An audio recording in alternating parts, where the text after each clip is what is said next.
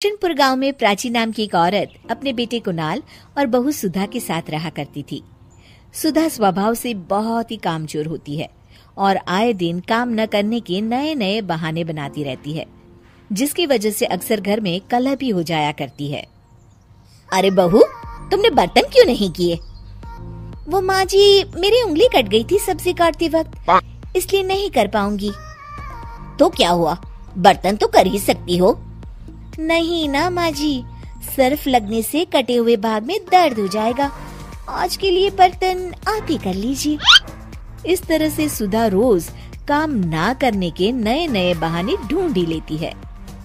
सुधा कुणाल के आते ही काम करने का दिखावा करती और उसके जाते ही वापस से नया नाटक करती। माँ, मुझे ऑफिस जाने में देरी हो रही है, अब जल्दी से नाश्ता दे दो। जी, आप माँ जी को क्यों बुला रहे हैं?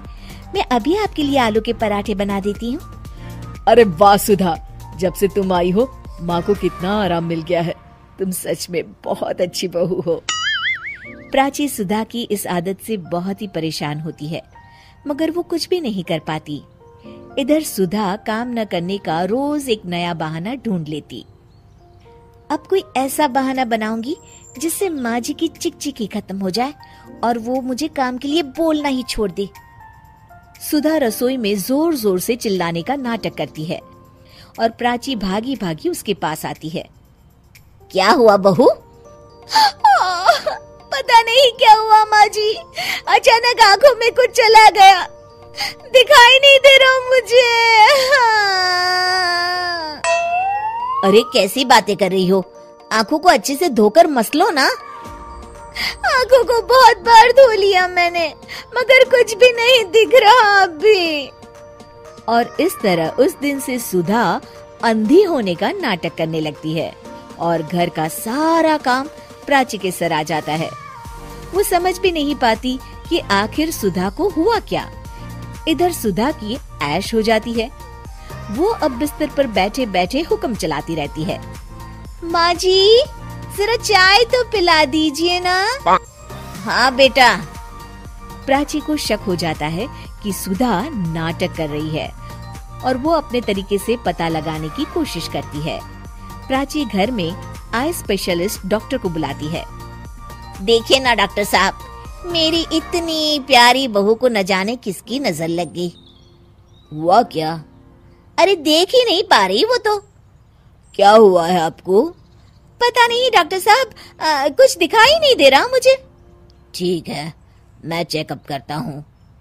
क्या हुआ है इसे? चेकअप में तो कुछ भी नहीं निकला है। इसका मतलब मेरा शक सही था, ये सिर्फ नाटक कर रही है।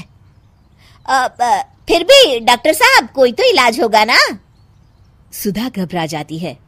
माँ जी, आप क्यों मेरी आंखों के पीछे पड़ गई हैं? मैं जिंदा हूँ, क्या ये काफी नहीं है? आंखें भी ठीक हो जाएगी ना धीरे धीरे। नहीं बहू, तुम तकलीफ में हो ये मैं देख नहीं पा रही। डॉक्टर साहब आप देखिए ना, कोई तो इलाज होगा इसका। मुझे कोई इलाज नहीं करवाना। मेरी आंखें भगवान की मर्जी की वजह से गई है और उनकी मर्जी की वजह से वापस आ जाएगी। देखिए, मैं दवाई लिख देता हूँ और आप इनको क्लिनिक पर ले आना। डॉक्टर तो चला जाता है, मगर सुधा अपने बिस्तर से टस की मस नहीं होती और अगले कुछ दिन भी प्राची को ही काम करते रहना पड़ता है।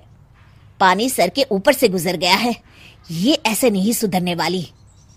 कुछ दिनों बाद प्राची कुछ काम से घर से बाहर गई होती है।